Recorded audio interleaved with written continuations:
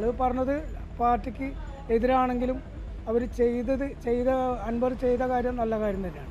ഈ പൂരം കലക്കിയ കാര്യങ്ങളൊക്കെ പിന്നെ തെളിവോട് കൂടിയാണോ പറയണമെന്ന് വെച്ചപ്പോൾ ഒരു തെളിവ് ആളെ കയ്യിലില്ല.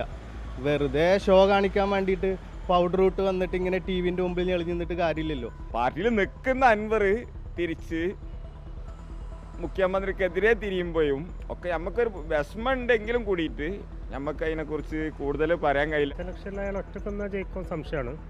പക്ഷെ എന്നാലും നല്ല ശതമാനം വോട്ടായൊക്കെ കിട്ടും. സ്വതന്ത്രമായിട്ട് ജയിക്കില്ല, UDF ജയിക്കും. അദ്ദേഹത്തിന് ആലോചിക്കേണ്ട ഘടകങ്ങളോട് ആലോചിച്ചിട്ട് വേണ്ടിയിരുന്നു. ഒരു ഒറ്റയാൾ പോരാട്ടം ഇടതുപക്ഷത്തിൽ ഒരിക്കലും നടക്കൂലല്ലോ. MLA ഈ പറഞ്ഞ പോലെ പാർട്ടി പല കാര്യങ്ങളിലും ചെയ്യാൻ സമ്മതിക്കുന്നില്ല എന്നാണ് തോന്നുന്നത്.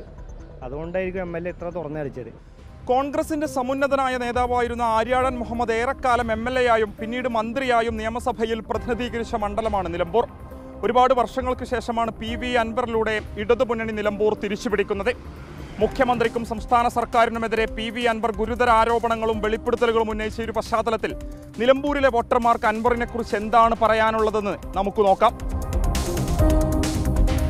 നിലമ്പൂരിലെ ഒരു വോട്ടർ ഇപ്പോൾ നമ്മളോടൊപ്പം ചേരുന്നുണ്ട്. നിലമ്പൂർ MLA ആയ PV അൻവർ, അദ്ദേഹം ഇപ്പോൾ മുഖ്യമന്ത്രിക്കെതിരെ ഉൾപ്പെടെ വിമർശനം ഉന്നയിച്ചിട്ടുണ്ട്. നിലമ്പൂരിലൊരു വോട്ടർ എന്ന നിലയിൽ എങ്ങനെയാണ് അതിനൊക്കെ നോക്കിക്കാണും? അദ്ദേഹം പറയാൻ പാടില്ലാത്ത കാര്യങ്ങളാണ് പറഞ്ഞുകൊണ്ടിരിക്കുന്നത്. നിലവാരമുള്ള കാര്യങ്ങൾ പറയുകയാണെങ്കിൽ മനുഷ്യന്മാരത് അംഗീകരിക്കും. നിലമ്പൂരത്തെ ഓരോ ജനങ്ങൾക്കും ഇതൊക്കെ തന്നെയാണ് പറയാനുള്ളത്. പാർട്ടിക്ക് വേണ്ടി കഷ്ടപ്പെട്ടിട്ട് ഞങ്ങൾ നേടിക്കൊടുത്തൊരു MLA സീറ്റാണ്.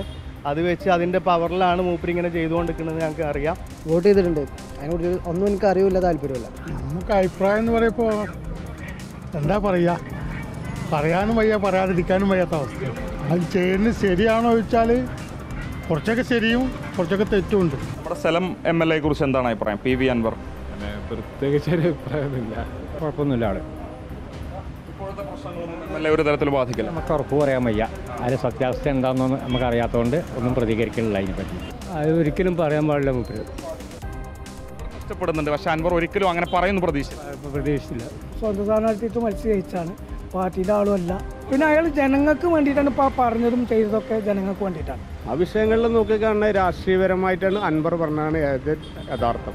നിലമ്പൂരിലെ CPM-മാർ അൻവറിന്റെ കൂടെ നിൽക്കും എന്നില്ല അൻവർ ഇന്നലെ വാർത്താ സമ്മേളനം പറഞ്ഞു. അതുണ്ടാവുന്ന ഇവിടെ നിലമ്പൂർ വാസിയായി എനിക്ക് തോന്നുന്നില്ല. MLA നല്ലൊരു വ്യക്തിയാണ്. MLA ഈ പറഞ്ഞ പോലെ പാർട്ടി പല കാര്യങ്ങളിലും ചെയ്യാൻ സമ്മതിക്കുന്നില്ല എന്നാണ് തോന്നുന്നത്. അതുകൊണ്ടായിരിക്കും MLA ഇത്ര തുറന്നടിച്ചത്.